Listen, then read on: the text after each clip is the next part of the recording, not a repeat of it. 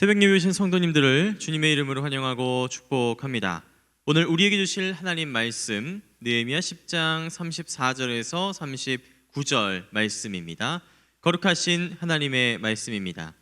또 우리 제사장들과 레위 사람들과 백성들이 제비 뽑아 각기 종족대로 해마다 정한 시기에 나무를 우리 하나님의 전에 바쳐 율법에 기록된 대로 우리 하나님 여호와의 제단에 사르게 하였고, 해마다 우리 토지 소산의 만물과 각종 과목의 첫 열매를 여호와의 전에 드리기로 하였고, 또 우리의 맏아들들과 가축의 처음 난 것과 소와 양의 처음 난 것을 율법에 기록된 대로 우리 하나님의 전으로 가져다가 우리 하나님의 전에 섬기는 제사장들에게 두고, 또 처음 익은 밀의 가루와 거제물과 각종 과목의 열매와 새 포도주와 기름을 제사장들에게로 가져다가 우리 하나님의 전에 여러 방에 두고, 또 우리 산물의 11조를 레위 사람들에게 주리라 하였나니, 이 레위 사람들은 우리의 모든 성읍에서 산물의 11조를 받는 자임이며, 레위 사람들이 11조를 받을 때에는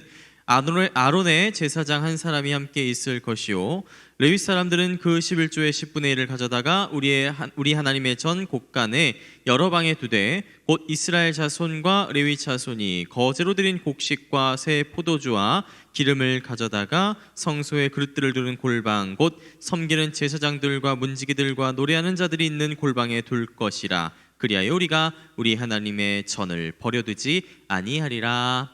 아멘. 느헤미야와 이스라엘 백성들은 황폐했던 하나님의 성전을 다시 세워가기로 굳게 다짐하고 결단했습니다. 그러려면 뭘 어떻게 해야 하는가? 어떻게 해야 하나님의 전을 버려두지 않을 수 있는가? 이게 오늘의 포인트입니다. 느헤미야와 백성들이 결의한 방법은 크게 세 가지인데요. 먼저 제사에 사용될 장작을 체계적으로 준비할 것, 소산의 첫 열매를 온전히 헌물할 것, 세 번째 11조 제대로 할 것. 모두 돈, 재물, 물질에 대한 규정들, 우리에게 익숙한 표현으로는 헌금에 대한 내용들입니다. 그래서 오늘 설교는 헌금 설교입니다. 새벽부터 헌금 설교 들으시는 게 부담스러우시겠지만요, 하나님의 성전은 사실 마음만으로 세워지는 건 아니거든요. 저 구름이 어딘가에 둥둥 떠다니는 게 아니고서야 현실에 발 딛고 살아간다면 물질적인 측면을 고려하지 않을 수는 없는 노릇입니다. 신앙생활도 현실이거든요. 그런 의미에서 오늘 질문, 어떻게 해야 하나님의 전을 버려두지 않고 다시 세울 수 있는가를 저는 어떻게 해야 헌금 생활 잘할 수 있을까로 바꿔보고 싶습니다. 어떻게 해야 헌금 생활을 잘할 수 있을까요? 열심히 잘 최선을 다해 하면 될까요? 먹는 건 아끼고 입는 건 아끼면서 집안 기둥뿌리 있는 대로 다 뽑아다가 바치면 그게 헌금 생활 잘하는 걸까요? 글쎄요. 오늘 본문을 한번 찬찬히 살펴보겠습니다. 율법에 기록된 대로 우리 하나님의 전에 섬기는 제사장들에게 주고, 또 우리 산물의 11조를 레위 사람들에게 주리라 하였나니, 곧 이스라엘 자손과 레위 자손이 거제로 드린 곡식과 새 포도주와 기름을 가져다가 성소에 그릇들을 두는 골방, 곧 섬기는 제사장들과 문지기와 노래하는 자들이 있는 골방에 둘 것이라. 여기서 헌금과 헌물을 가져다 주라는 대상이 누굴까요? 바로 제사장 그리고 레위인들입니다. 어떤 사람들은 제사장과 레위인은 이스라엘 백성들을 이끄는 종교 지도자고 리더고 소위 권력자들이기 때문에 이들을 잘 대접해야만, 극진하게 대우해야만 복을 받는다라는 식으로 해석하곤 합니다만, 제가 보기엔 그건 아니지 싶습니다. 물론 기본적으로 제사장이나 레위인이 백성들의 종교적인 지도자고 리더 그룹인 건 맞습니다만, 성경을 읽을 때는 맥락을 잘 살펴봐야 하거든요. 구약 성경에서 나오는 11조에 대한 말씀들을 유심히 살펴보면은 제사장과 레위인에 대한 언급이 11조와 함께 나오는 것을 종종 발견할 수 있습니다. 예를 들면은요, 신명기 12장 말씀, 너는 내 자녀와 노비와 성중에 거주하는 레위인과 함께 그것 11조를 먹고 너는 삼가 내 땅에 거주하는 동안에 레위인을 저버리지 말지니라.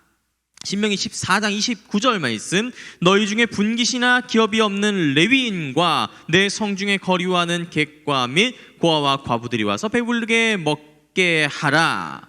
민수기 18장에는요, 이스라엘 자손이 여호와께 드리는 11조를 레위인에게 기업으로 주었으므로 내가 그들에게 말하 이르기를 이스라엘 자손 중에 기업이 없을 것이라 하였노라.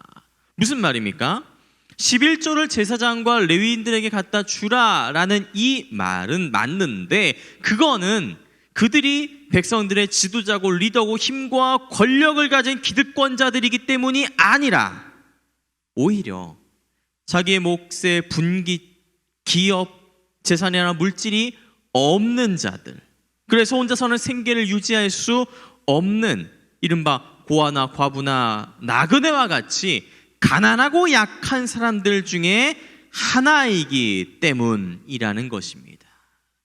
그런 맥락으로 보면 11조란 권력자들을 배불리게 하기 위한 상납금이나 축복받기 위한 복채, 마음의 평안을 쌓기 위한 적금 같은 게 아니라 가난하고 약한 사람들, 힘없고 병든 사람들, 상하고 찢긴 사람들을 위해 돕고 섬기기 위해 드리는 구제와 나눔의 헌금으로 이해해야 한다는 겁니다.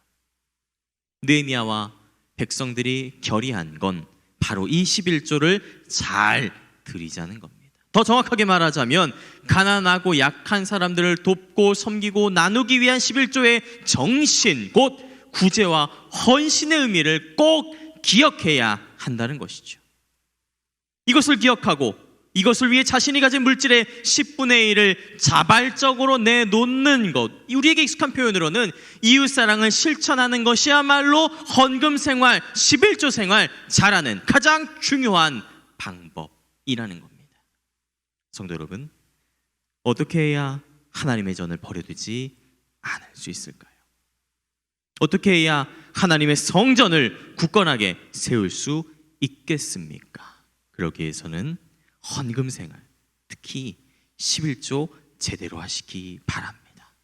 11조 제대로 한다는 게 뭡니까? 11조의 정신, 가난하고 약한 사람들을 돕고 섬기고 나누기 위해 자신의 것을 내어놓는 그 이웃사랑의 마음을 꼭 기억하는 것부터 출발하는 것이죠. 신앙생활은 분명 마음만으로 되는 건 아닙니다만은 그 마음과 정신을 잊어버리고 물질만 남는다면 그건 더 큰 문제가 되는 것입니다. 그렇기에 성경은 분명히 말합니다. 11조의 정신, 그 이웃사랑의 마음을 꼭 기억하고 그 마음에 따라 지갑을 열고 물질을 나누고 손과 발과 온몸으로 실천하며 살아간다면 하나님의 성전은 우리의 삶 가운데 분명하고 굳건하게 세워진다는 것.